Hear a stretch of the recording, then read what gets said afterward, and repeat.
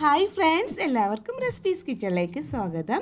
ഇന്ന് ഞാൻ വന്നിട്ടുള്ളത് നല്ല ടേസ്റ്റിയും അതുപോലെ ഒരു വെറൈറ്റി ആയിട്ടുള്ളൊരു ഇറച്ചി ചട്ടിപ്പത്തിരി റെസിപ്പി ആയിട്ടാണ്. അതുപോലെ തന്നെ നമ്മുടെ ഒരു ചട്ടിപ്പത്തിരി കുറഞ്ഞ എരിവും മധുരമൊക്കെ ആയിട്ട് വരുന്ന ഒരു ചട്ടിപ്പത്തിരിയും കൂടെയാണ്. പിന്നെ പെട്ടെന്ന് തന്നെ ഉണ്ടാക്കിയെടുക്കാനും പറ്റും, അധികം ബുദ്ധിമുട്ടൊന്നുമില്ല. അപ്പോൾ എല്ലാവർക്കും ട്രൈ ചെയ്ത് നോക്കാവുന്നതാണ്. അപ്പോൾ ഇനി ഇതെങ്ങനെയാണ് തയ്യാറാക്കിയെടുക്കുന്നത് എന്നുള്ളത് നോക്കാം.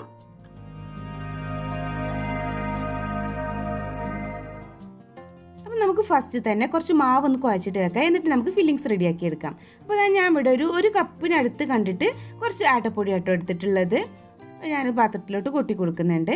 ഇനി നമുക്കതിലേക്ക് ആവശ്യത്തിനുള്ളൊരു ഉപ്പും കൂടി ആഡ് ചെയ്ത് കൊടുക്കാം. പിന്നെ 1 ടീസ്പൂണോളം തന്നെ നമുക്ക് ഇതിലേക്ക് ഓയിലും കൂടി ആഡ് ചെയ്ത് കൊടുക്കാം കേട്ടോ.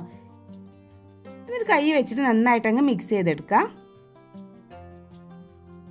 നന്നായിട്ടങ്ങ് മിക്സ് ചെയ്യാം.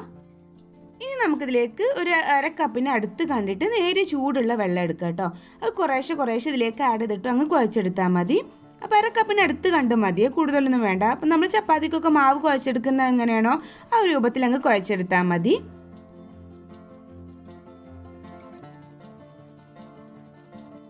അപ്പോൾ അത് മാവ് നന്നായിട്ട് കുഴച്ച് നല്ല സോഫ്റ്റ് ആക്കി എടുത്തിട്ടുണ്ട്. ഇനി കുറച്ച് ടൈം ഒന്ന് വെച്ചതിന് ശേഷം നമുക്കിത് പരത്തിയെടുത്താൽ മതി. ആ ഒരു ടൈം കൊണ്ട് നമുക്കിതിലേക്കുള്ള ഫില്ലിങ്സ് റെഡിയാക്കി എടുക്കാം. അപ്പോൾ ഞാൻ അതൊന്ന് മൂടിയിട്ട് വെക്കുകയാണ്.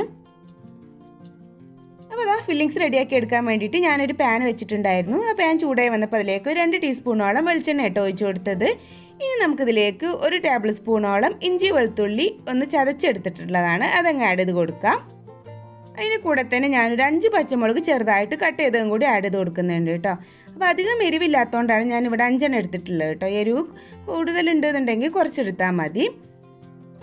ഇനി ഞാൻ 2 അല്ലി കറിവേപ്പിൻ്റെ ഇലയും കൂടി ഒന്ന് ചെറുതായിട്ട് അരിഞ്ഞതും കൂടി ആഡ് ചെയ്ത് കൊടുക്കുന്നുണ്ട്. ഇനി ഇതെല്ലാം കൂടെ നന്നായിട്ടൊന്ന് വഴറ്റിയെടുക്കാം, ആ ഒരു ഇഞ്ചി വെളുത്തുള്ളിയുടെ ആ ഒരു പച്ച സ്മെല്ലൊക്കെ പോകുന്നത് വരെ. പിന്നെ നിങ്ങൾക്ക് ഈ ഒരു വീഡിയോ ഇഷ്ടമായിട്ടുണ്ടെന്നുണ്ടെങ്കിൽ ഒന്ന് ലൈക്ക് ചെയ്യണേ. അതുപോലെ തന്നെ നിങ്ങളുടെ ഫ്രണ്ട്സും റിലേറ്റീവ്സും ആയിട്ടൊക്കെ ഒന്ന് ഷെയർ ചെയ്യാനും കൂടെ മറക്കരുത്. പിന്നെ നിങ്ങളുടെ ഫീഡ്ബാക്ക് കമൻ്റ് ആയിട്ടും ചെയ്യണേ. അപ്പോൾ അത് ഏകദേശം അങ്ങ് വഴന്ന് വന്നിട്ടുണ്ട്. അപ്പോൾ ഇനി നമുക്കിതിലേക്ക് ആഡ് ചെയ്ത് കൊടുക്കാനുള്ളത് ഉള്ളിയാണ്. അപ്പോൾ ഞാൻ മീഡിയം സൈസിലുള്ള ഒരു 3 ഉള്ളി ആട്ടോ എടുത്തിട്ടുള്ളത്. അത് ചെറുതായിട്ട് കട്ട് ചെയ്തെടുത്തിട്ടുണ്ട്. അതിലേക്ക് അങ്ങ് ആഡ് ചെയ്ത് കൊടുക്കാം.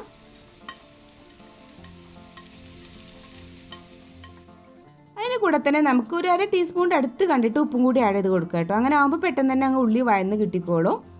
ഇനി നമ്മൾ ഇതിലേക്ക് ബീഫും കൂടി ആഡ് ചെയ്യുന്നുണ്ട്. ആ ബീഫ് വെച്ചിട്ടാണ് ഞാൻ ഈ ഒരു ചട്ടിപ്പത്തിരി ഉണ്ടാക്കിയെടുക്കുന്നത്. അപ്പോൾ ആ ഒരു ബീഫ് നമ്മൾ ഓൾറെഡി ഉപ്പൊക്കെ ഇട്ടിട്ട് വേവിച്ചെടുത്തിട്ടുള്ളതാണ്. അപ്പോൾ അതിലും കുറച്ച് ഉപ്പ് വരുന്നുണ്ടാവും. അതുകൊണ്ടാണ് ഞാൻ അതിലേക്ക് കുറച്ച് ആഡ് ചെയ്ത് കൊടുത്തിട്ടുള്ളത് കേട്ടോ. ഇനി നമ്മൾ ഇതിലേക്ക് ചിക്കൻ യൂസ് ചെയ്തിട്ടും ചെയ്യാവുന്നതാണ്. ചിക്കനോ ബീഫോ ഏതായാലും കുഴപ്പമൊന്നുമില്ല, അതൊക്കെ നമ്മുടെ ഇഷ്ടത്തിനനുസരിച്ചിട്ട് ആഡ് ചെയ്ത് കൊടുത്താൽ മതി. ഇപ്പോൾ ഉള്ളി നന്നായിട്ട് വഴന്ന് വന്നിട്ടുണ്ട്. അപ്പോൾ ഇനി ഇതിലേക്ക് നമുക്ക് മസാലകൾ ഇട്ട് കൊടുക്കാം. അപ്പോൾ ഞാൻ ഇവിടെ ഒരു 1/2 ടീസ്പൂണിൻ്റെ അടുത്ത് കണ്ടിട്ട് മുളക് പൊടിയാണ് കേട്ടോ ആഡ് ചെയ്ത് കൊടുത്തിട്ടുള്ളത്. പിന്നെ ഒരു 1/4 ടീസ്പൂണിൻ്റെ അടുത്ത് കണ്ടിട്ട് മഞ്ഞൾപ്പൊടിയും കൂടി ആഡ് ചെയ്ത് കൊടുത്തിട്ടുണ്ട്. മഞ്ഞൾപ്പൊടി ഒരിക്കലും കൂടി പോവരുത്. പിന്നെ ഞാൻ 1 ടീസ്പൂണിൻ്റെ അടുത്ത് കണ്ടിട്ട് കുരുമുളക് പൊടിയും കൂടി ആഡ് ചെയ്യുന്നുണ്ട്. പിന്നെ നമുക്കിതിലേക്ക് ഒരു 1/4 ടീസ്പൂണ് കണ്ടിട്ടാണ് കേട്ടോ ഞാനിപ്പോൾ ഗരം മസാല ആഡ് ചെയ്ത് കൊടുക്കുന്നത്. അപ്പോൾ നിങ്ങൾക്ക് വേണമെങ്കിൽ 1/2 ടീസ്പൂണൊക്കെ ഇടാം. ഇവിടെ അധികം ഇഷ്ടമല്ല ഇതിൻ്റെ ആ ഒരു ടേസ്റ്റ്, അതുകൊണ്ടാണ് ഞാൻ ഇവിടെ കുറച്ചിട്ട് കൊടുത്തിട്ടുള്ളത് കേട്ടോ. ഇനി ഇതെല്ലാം കൂടെ നന്നായിട്ടൊന്നങ്ങ് വഴറ്റിയെടുക്കണം, ആ ഒരു പച്ച സ്മെല്ലൊക്കെ പോകുന്നത് വരെ പൊടിയുടെ ഒക്കെ.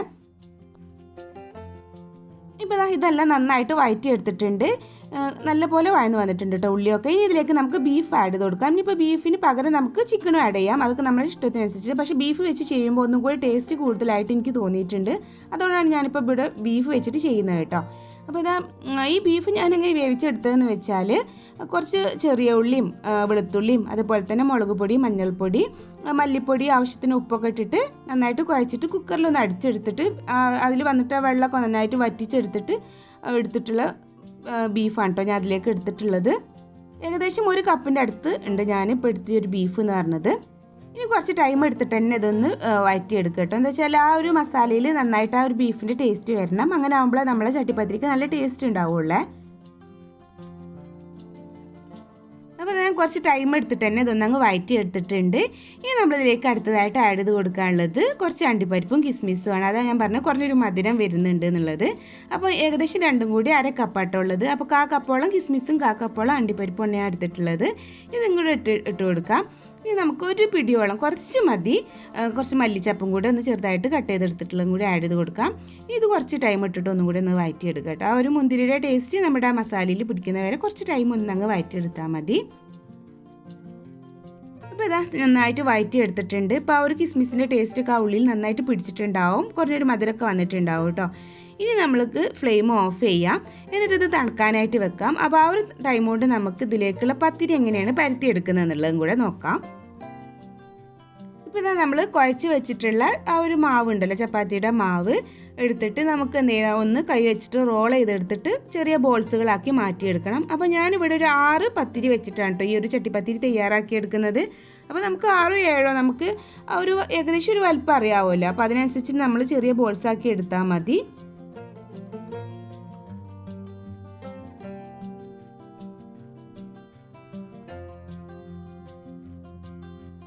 ഇപ്പോൾ ഇതാ ഞാനൊരു 7 ബോൾസ് ആക്കിയിട്ടാണ് എടുത്തിട്ടുള്ളത്. ഇനി നമ്മൾ ചപ്പാത്തിയൊക്കെ പരത്തി എടുക്കുന്ന പോലെ കുറച്ച് പൊടി ഇട്ടിട്ട് ജസ്റ്റ് ഒന്ന് അങ്ങ് പരത്തിയെടുക്കണം. വല്ലാണ്ട് അങ്ങ് പരത്തണ്ട. നമുക്ക് നല്ല തിന്നായിട്ടുള്ള ചപ്പാത്തിയാണ് ആക്കിയെടുക്കേണ്ടത്. അപ്പോൾ അതുകൊണ്ട് തന്നെ അതെങ്ങനെയാണ് ആക്കിയെടുക്കുന്നത് എന്നുള്ളത് നമുക്ക് നോക്കാം കേട്ടോ. അപ്പോൾ ഈ ഒരു ചട്ടിപ്പത്തിരിയിൽ നല്ല തിന്നായിട്ടുള്ള പത്തിരിയാണ് ഉണ്ടാവുക. അങ്ങനെ ആകുമ്പോഴാണ് നമ്മളെ ചട്ടിപ്പത്തിരി ടേസ്റ്റ് ഉണ്ടാവും. ഇത്രയും വട്ടത്തിലാക്കി വെക്കല്ല. അപ്പോൾ ഞാൻ 6 അങ്ങനെ പരത്തി വെച്ചിട്ടുണ്ടായിരുന്നു കേട്ടോ. എന്നിട്ട് അതൊന്ന് എടുത്തിട്ട് ഞാനിവിടെ കുറച്ച് ഓയിലാണ് ഇതിലേക്ക് സ്പ്രെഡ് ചെയ്ത് കൊടുക്കുന്നത്. അപ്പോൾ ഇവിടെ സൺഫ്ലവർ ഓയിലാട്ടോ ഞാൻ എടുത്തിട്ടുള്ളത്. അത് ഒന്നങ്ങ് സ്പ്രെഡ് ചെയ്ത് കൊടുക്കാം ചപ്പാത്തിയുടെ മുകളിൽ. അതിനുശേഷം അതിൻ്റെ മുകളിൽ കുറച്ച് പൊടി ഇതുപോലെ അങ്ങ് ഇട്ട് കൊടുക്കുക. പൊടി ഇട്ട് കൊടുക്കുക. എന്നിട്ട് നമ്മൾ എന്ത് ചെയ്യുക, അടുത്തതായിട്ട് ഒരു ചപ്പാത്തിയും കൂടി എടുത്തിട്ട് അതിന് മുകളിൽ ഒന്നങ്ങ് പ്രസ് ചെയ്ത് വെച്ച് കൊടുത്താൽ മതി. നന്നായിട്ട് ഒന്നങ്ങ് പ്രസ് ചെയ്ത് കൊടുക്കുക കേട്ടോ. എന്നിട്ട് നമ്മൾ പത്തിരിക്കോല് യൂസ് ചെയ്തിട്ട് ഒന്നങ്ങ് പരത്തിയെടുത്താൽ മതി. അങ്ങനെ ആവുമ്പോൾ നല്ല നൈസായിട്ടുള്ള പത്തിരി തന്നെ നമുക്ക് കിട്ടും. അതുപോലെ അങ്ങ് പരത്തിയെടുത്താൽ മതി.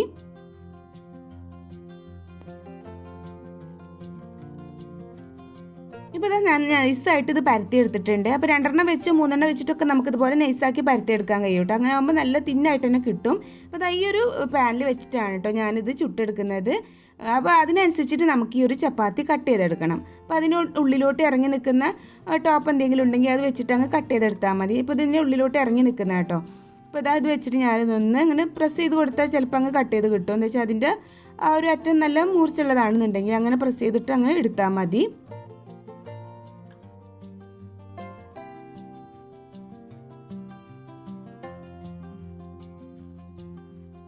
നല്ല തിന്നായിട്ടുള്ള ചപ്പാത്തിനെ നമുക്ക് കിട്ടിയിട്ടുണ്ട്. ഇനി ബാക്കിയുള്ളതൊക്കെ ഇതുപോലെ തന്നെ അങ്ങ് പരത്തിയിട്ട് കട്ട് ചെയ്തെടുത്താൽ മതി.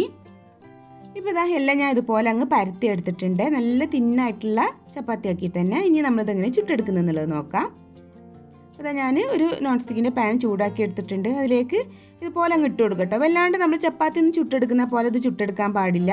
ജസ്റ്റ് 2 സൈഡും ഒന്നങ്ങ് കളർ ചേഞ്ച് ആയിട്ട് മാത്രം വന്നാൽ മതി. അപ്പോൾ അത് ഒന്നങ്ങ് ചൂടായി വന്നപ്പോൾ ഒന്ന് മറിച്ചിട്ട് കൊടുക്കുന്നുണ്ട്. ഇനി ഇത് ആ താഴ്ഭാഗം ഒന്നങ്ങ് ചൂടായിട്ട് വരട്ടെ. അപ്പോൾ ഒന്നും കൂടി നമുക്കിതങ്ങ് മറിച്ചിട്ട് കൊടുക്കാം. 2 സൈഡും ജസ്റ്റ് ഒന്ന് അങ്ങ് കളർ ചേഞ്ച് ആക്കി എടുത്താൽ മതി കേട്ടോ. ഞാനൊരു മീഡിയം ഫ്ലെയിമിലാണ് വെച്ചിട്ടുള്ളത്. ഫുൾ ഫ്ലെയിമിലൊന്നും വെക്കണ്ട. അങ്ങനെ ആകുമ്പോൾ പെട്ടെന്ന് കരിഞ്ഞു പോവും.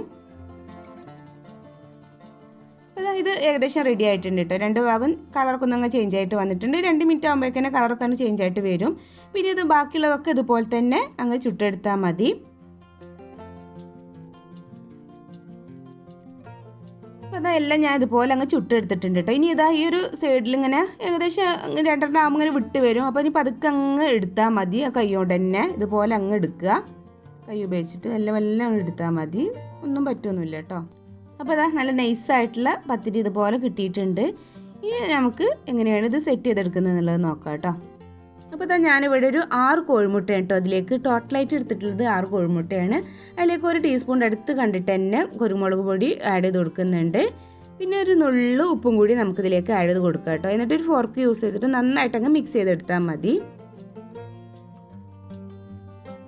ഇപ്പോൾ നന്നായിട്ട് മിക്സ് ചെയ്തെടുത്തിട്ടുണ്ട്. ഇനി നമുക്കിതിലേക്ക് വേണ്ടത് നല്ല തിക്കായിട്ടുള്ള ഒരു 1/2 കപ്പ് തേങ്ങാപ്പാലാണ് കേട്ടോ. അത് ഞാൻ ഇതുപോലെ ഒരു പാത്രത്തിൽ ഒഴിച്ച് വെച്ചിട്ടുണ്ട്.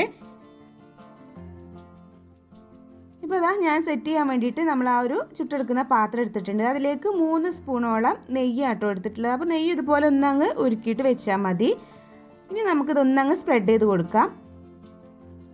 അപ്പോൾ എന്താ വെച്ചാൽ അടിക്കൊന്നും പിടിക്കേണ്ടെന്ന് കരുതിയിട്ടാട്ടോ ഞാൻ എത്ര അധികം ഒഴിച്ചിട്ടുള്ളത്.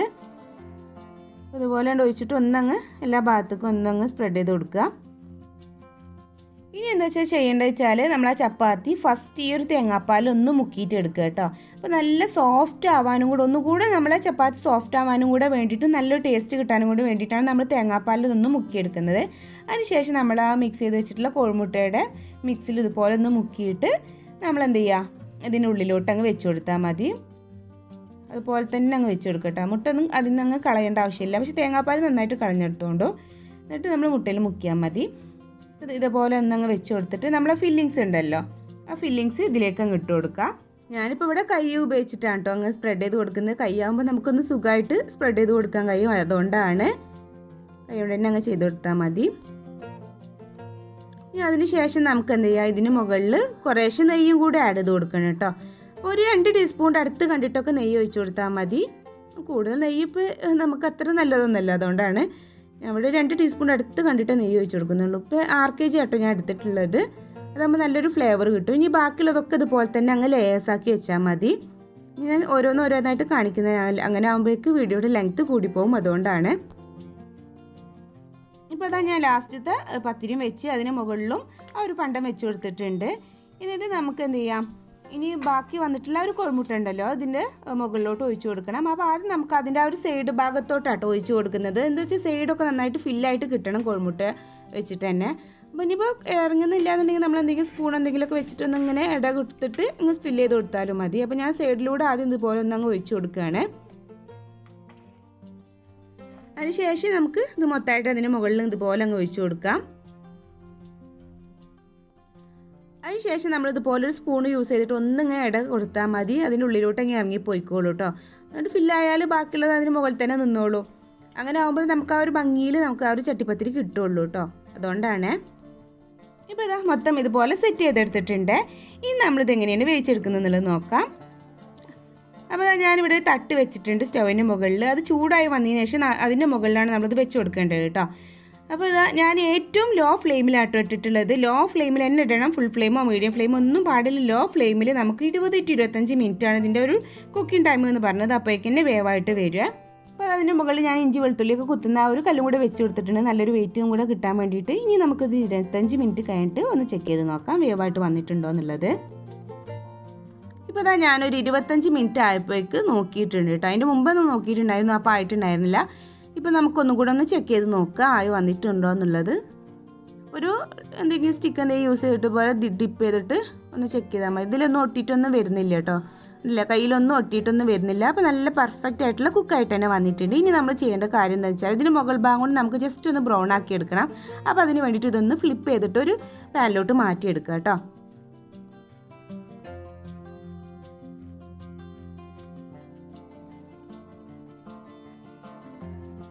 ഇനി നമുക്കിതൊരു 2 മിനിറ്റ് ഒന്ന് വെച്ചാൽ മതി കേട്ടോ, ലോ ഫ്ലെയിമിൽ. അപ്പോഴേക്കിനും താഴ്ഭാഗം ഒന്ന് കളർ ചേഞ്ച് ആയിട്ട് കിട്ടും. ഇപ്പോൾ ഇതാ ഏകദേശം ആയിട്ടുണ്ട്. ഏകദേശം 4-5 മിനിറ്റ് ആയിട്ടുണ്ട് കേട്ടോ. അതിൻ്റെ ഇടയിൽ ഞാൻ വേറൊരു പണിക്ക് പോയതുകൊണ്ടാണ് കുറച്ച് ടൈം ഏറിപ്പോയതെന്ന് ഡൗട്ട് ഉണ്ട്. അപ്പോൾ ഫ്ലെയിം ഓഫ് ചെയ്തിട്ടുണ്ട്. ഇനി ഞാനിതൊരു പ്ലേറ്റിലോട്ട് മാറ്റുകയാണ്. അപ്പോൾ അതാ ഈ ഒരു കളർ കുറച്ചൊന്നും കൂടെ ഒന്ന് ഡാർക്കായി പോയിട്ടുണ്ട്. എന്ന് വെച്ചാൽ അതിൻ്റെ ഇടയിൽ ഞാൻ വേറൊരു പണിക്ക് കൂടെ പോയി, അതുകൊണ്ടാണ് ഇത്ര കളറായത് കേട്ടോ. ഇത്രക്കൊന്നും കളറാവേണ്ട, ജസ്റ്റ് ഒന്ന് 2 മിനിറ്റ് വെച്ചാൽ മതി. അപ്പോഴേക്കന്നെ കളർ ചേഞ്ച് ആയിട്ട് വരും. ഇനി നമുക്കിതൊന്ന് തണുത്തതിന് ശേഷം ഒന്ന് കട്ട് ചെയ്ത് നോക്കാം. അപ്പോൾ ഇതാ നന്നായിട്ട് തണുത്ത് വന്നിട്ടുണ്ട്. അപ്പോൾ ഞാനിതൊന്ന് കട്ട് ചെയ്തെടുക്കുകയാണ്. അപ്പോൾ നമുക്ക് നോമ്പ് തുറക്കുന്ന ടൈമിലൊക്കെ ഉണ്ടാക്കിയെടുക്കാൻ പറ്റുന്ന നല്ല ടേസ്റ്റി ആയിട്ടുള്ളൊരു ചട്ടിപ്പത്തിരിയാണ്. അപ്പോൾ എല്ലാവരും ഇതുപോലെ ഒന്ന് ട്രൈ ചെയ്ത് നോക്കുക കേട്ടോ. കണ്ടില്ലേ, നല്ല ലേയേഴ്സ് ആയിട്ട് തന്നെ നിൽക്കുന്നുണ്ട്. നല്ല ടേസ്റ്റിയാണ് കഴിക്കാൻ. അപ്പോൾ എല്ലാവരും ഒന്ന് ട്രൈ ചെയ്ത് നോക്കിയതിന് ശേഷം നിങ്ങൾ അതിൻ്റെ ഫീഡ്ബാക്ക് തന്നെ അറിയിക്കുക. അപ്പോൾ ഇൻഷാ അല്ലാഹ് ഇനിയൊരു പുതിയ വീഡിയോ ആയിട്ട് വരുന്നവരേക്കും ബായ്, താങ്ക് യു, അസ്സലാമു അലൈക്കും.